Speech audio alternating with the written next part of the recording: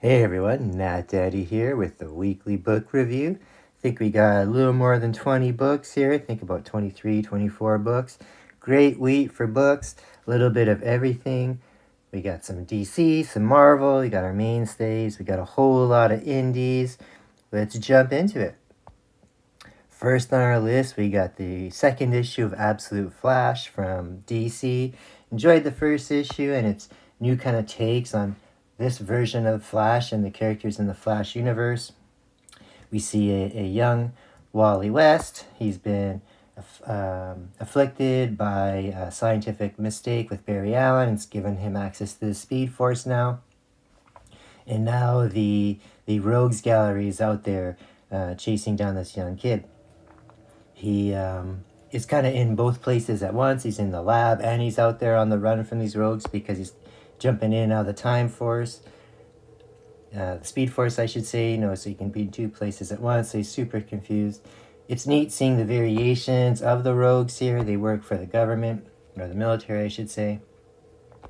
So really neat there. We find out that Barry Allen isn't destroyed like we thought at the end of the last issue. That's what made Wally here get all upset. He thinks he's killed him. So we're just seeing all that happen here as well too. So it's pretty neat. Pretty faithful to the original material. Just some neat tweaks everywhere to make it part of this Ultimate Universe. From Mad Cave Studios, we have a new book here called Buried a Long, Long Ago. This is based on the true story about this woman who would lure men into her farmstead, and then she would murder and all that. She was kind of an old-time serial killer. So we see these three young daughters, three young sisters. They're traveling by train to go meet her mother, where she set up a new life with a new husband. And this mother seems to be quite a strict and evil type of woman. Just no joy in anything, and that super strict, very manipulative in that too. We find out that as this woman is introducing her new husband to these daughters, that right away that evening she kills them and makes it look like an accident, and involves the daughters in on the cover-up and that, and make her lie about it. So they know this is all happening and they have to deal with it themselves, and they're having a very hard time dealing with it. And then towards the end of the book, we find that something evil is coming for this woman. Back from the dead monster type of thing. So this one's pretty great. Mad Cave's been putting out a lot of awesome stuff lately. So that's called Buried a Long, Long Ago. From DC, we have the crossover of the DC Justice League characters meeting Sonic the Hedgehog universe. Darkseid's invaded the Sonic world to get that crystal to, of course, be all powerful. And now we have the Sonic universe characters meeting up and teaming up to fight Darkseid with the Justice League characters. So a lot of great artwork here. Lots of action. Some really just fun stuff to, for all ages. So if you're looking for something to get your kids involved or help you read or start comics and that, or if you know someone that's a Sonic fan, this is definitely a great pick for you. And I believe there's one more issue after this.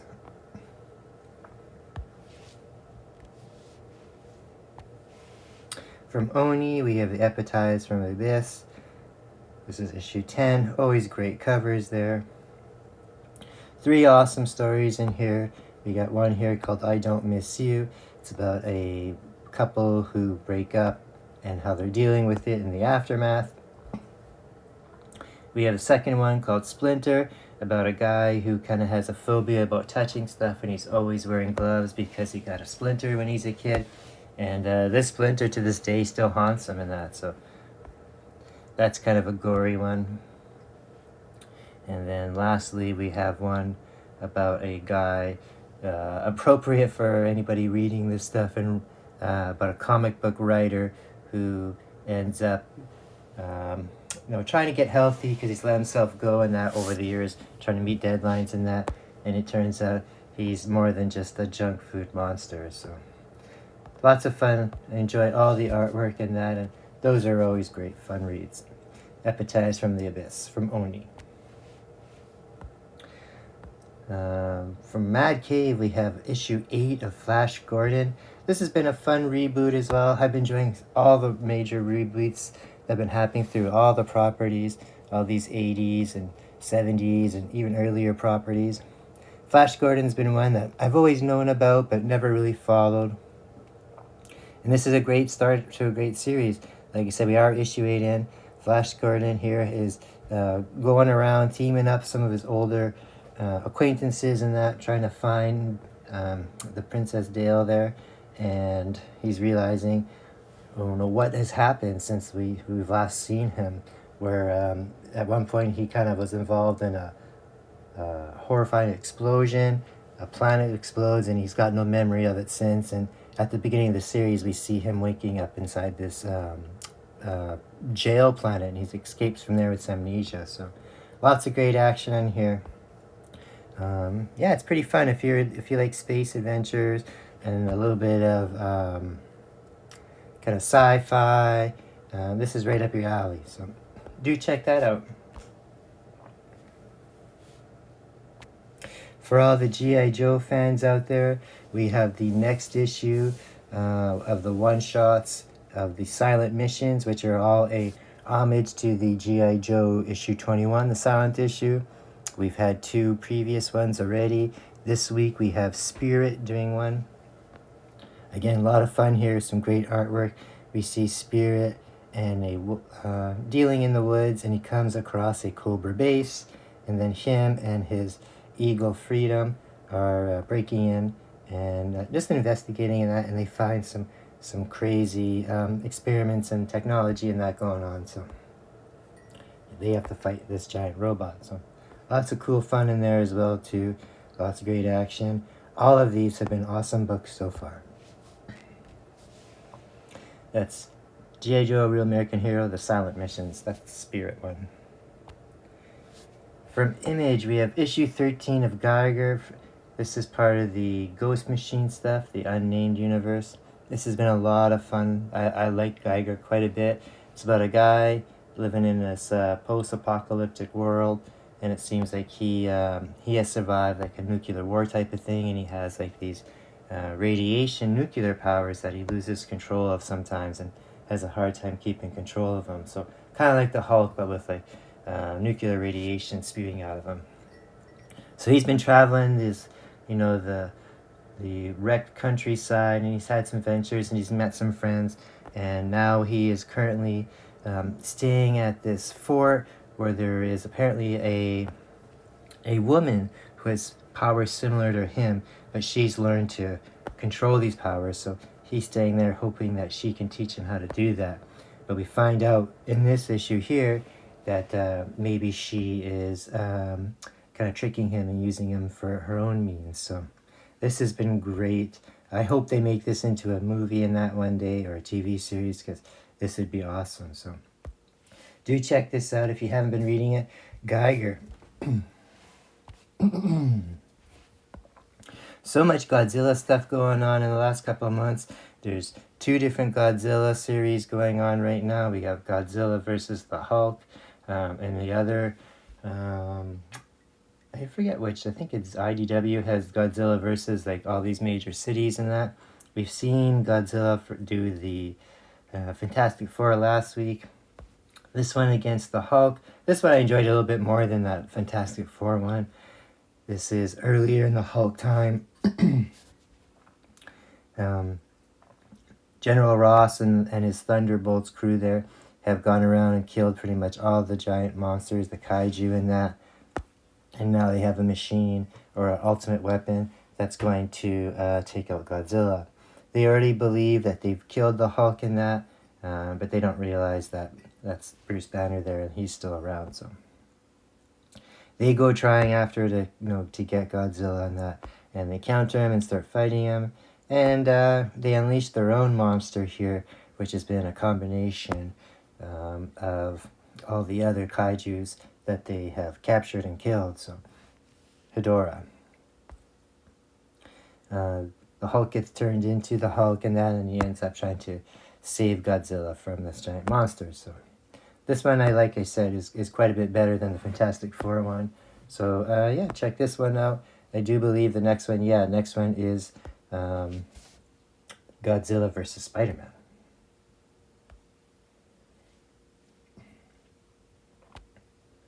From Dark Horse, we have issue 2 of Jump Scare. Pretty fun book from Colin Bunn here.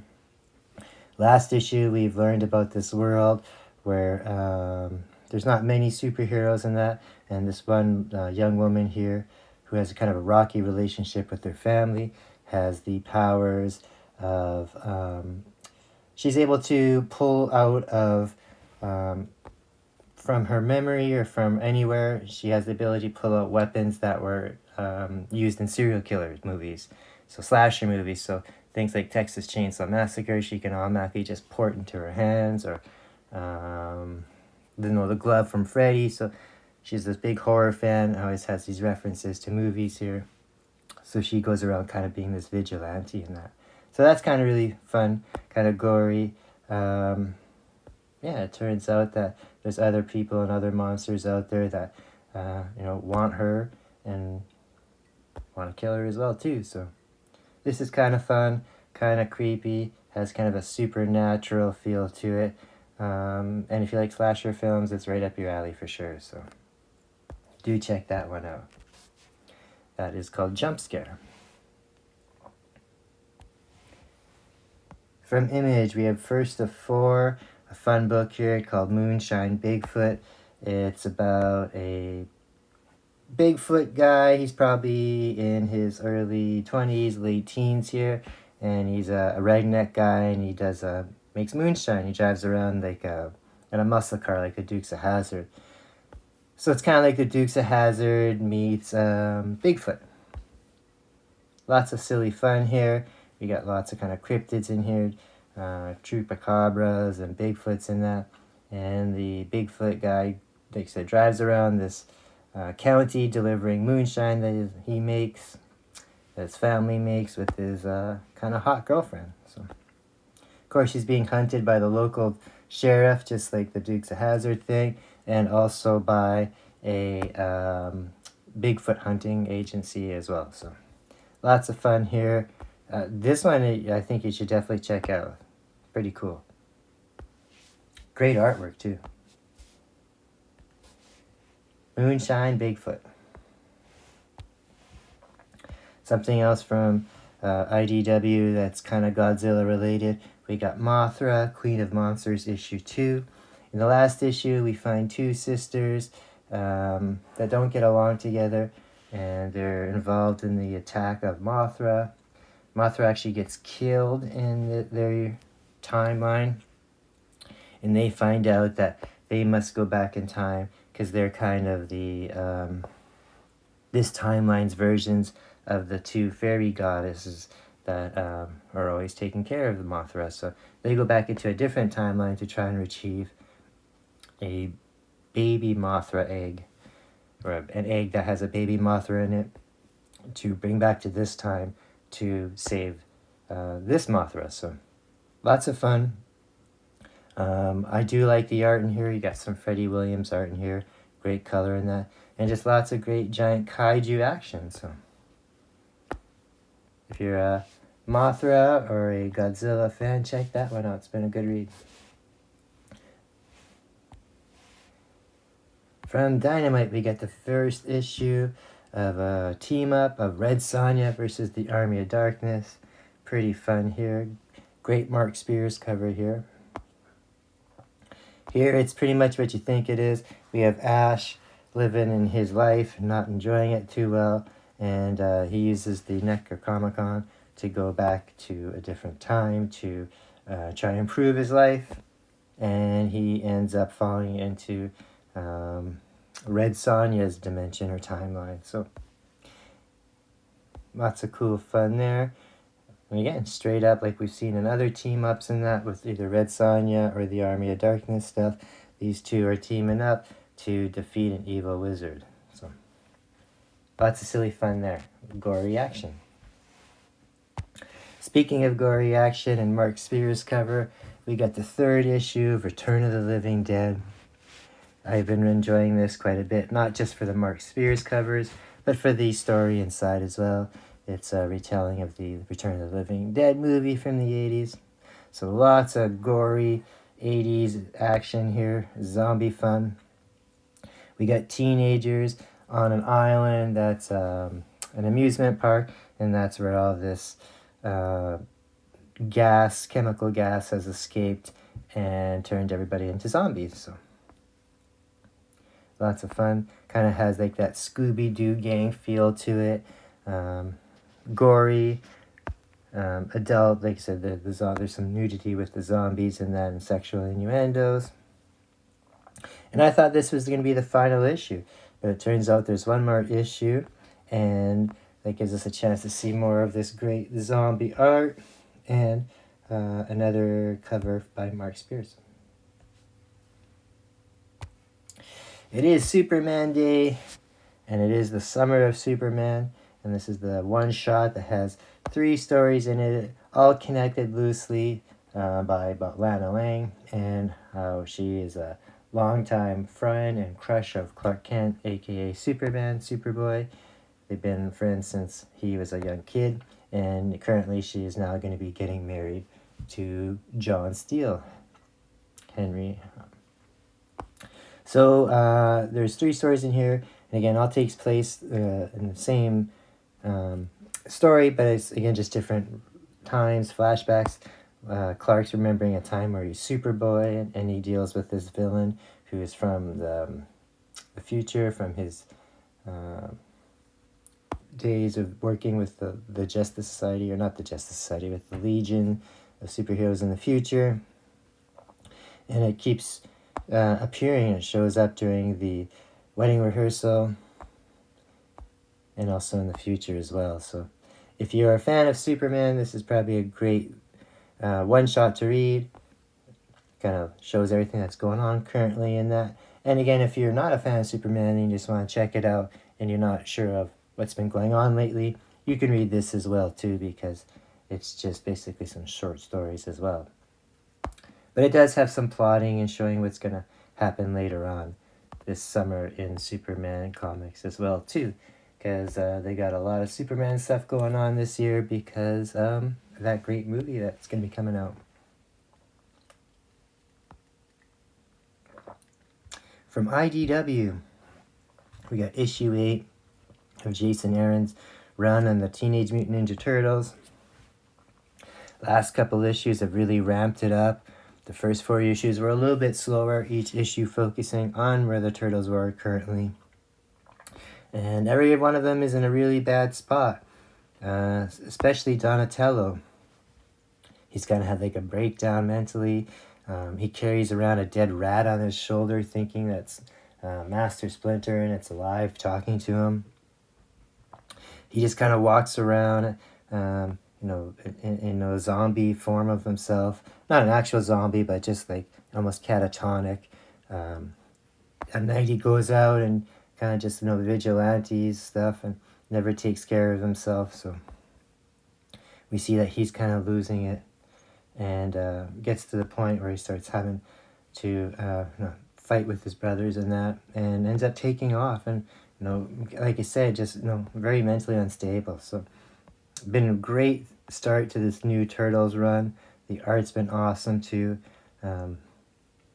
Action's been great, and a good story going on in the background as well. So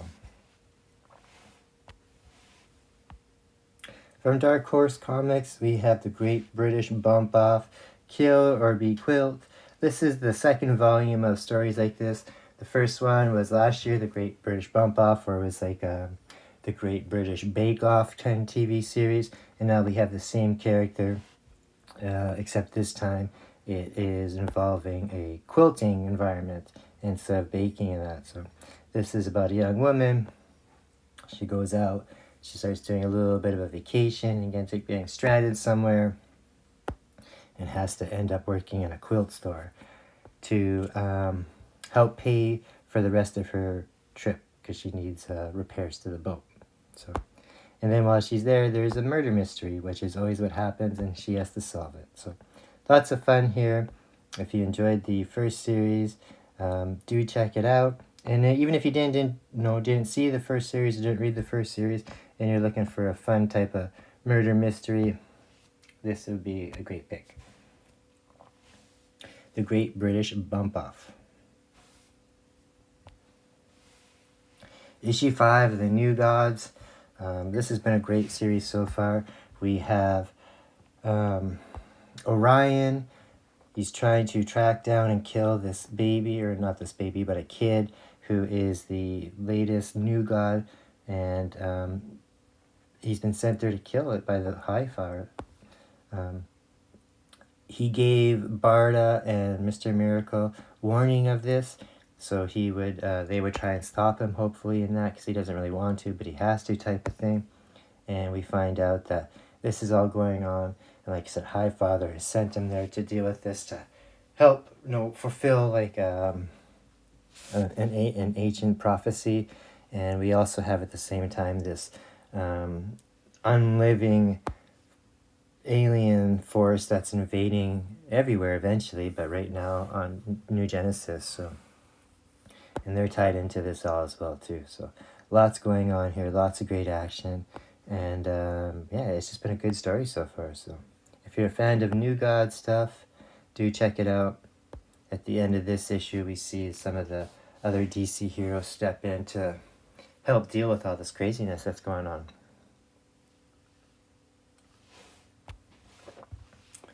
From Marvel, we have the the Spectacular Spider-Man, issue 14.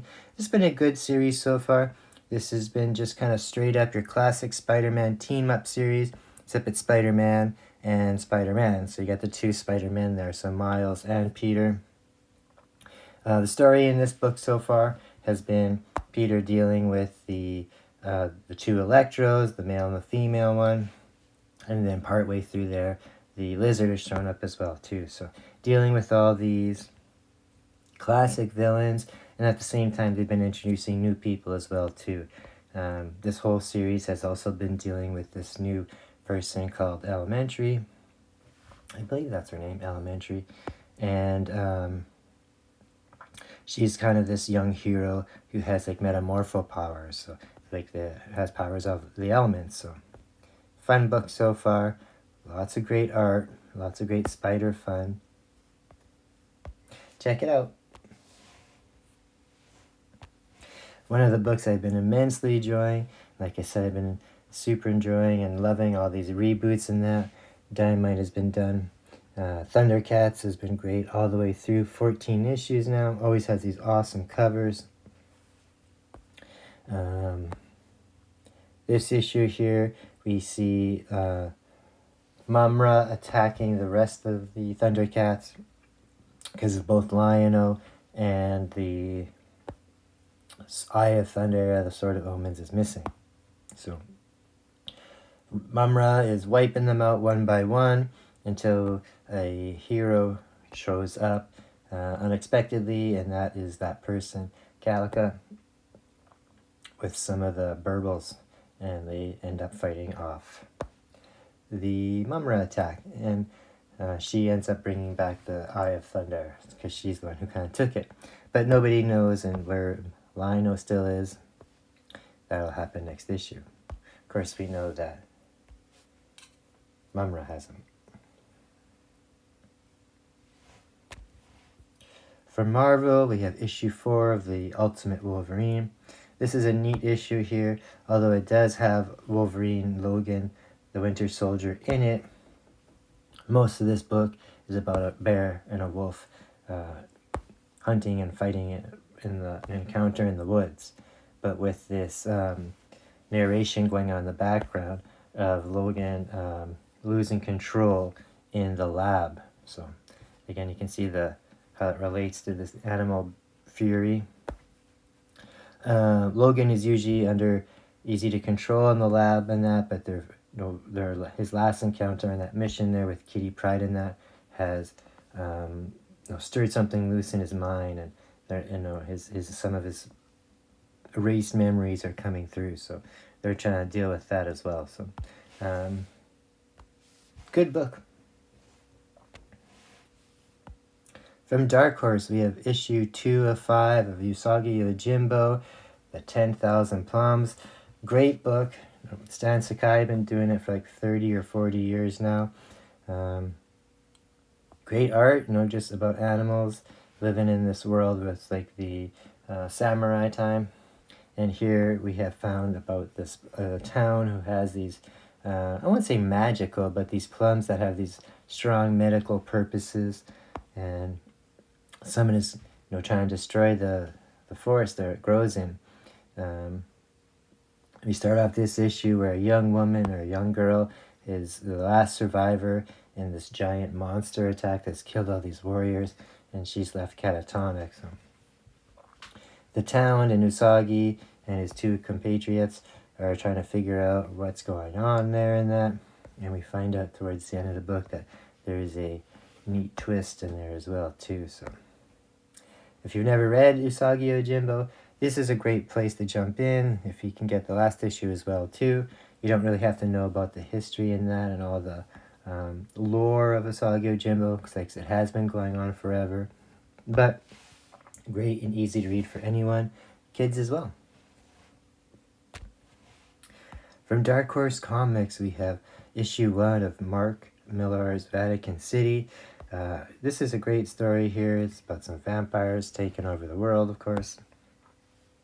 Of course, they start off, and a lot of it takes place in the Vatican City. So, great book there. I enjoy this. Anyone who is a vampire fan will really like this. And some really neat artwork here as well, too. Like, very thin lines. Some kind of softer colors in that. Not a lot of like dark shading, and you think with a vampire story there would be in that, but this is awesome so far. So if you like, armies of vampires trying to take over the world, and again you got the Vatican involved there as well, or if you're a Mark Millar fan, check this out. Vatican City. And our last book for today, this is a one-shot called Web of Venomverse Fresh Brains. Later on this summer, we're going to have a Venomverse versus the Spider-Verse crossover event, and it has some of the all the Spider-Verse characters going up against war against the Venomverse characters. So it shows a little bit of prologue to the story in that here, and it introduces a few new characters that are going to be some main players in that crossover. We got the Venom Mouse here, which I'm sure everyone will make a big deal about, like they did with the Venom Horse and that. They got another story in here where you got one of the members of Power Pack that gets the Venom treatment. And lastly, we just get a different version of Eddie Brock as Venom as well. So we'll see how that goes. I myself am not a huge Spider-Verse, Venomverse fans, even though I am a big Spider-Man fan, but those can be fun. All right, that's what I read this week. There was a lot. Hopefully you saw something you liked here, and maybe you'll go pick it up. Support your LCS and all these wonderful comic creators. Until next time, with more reviews, we'll see you later. Like, share, and subscribe. Peace out.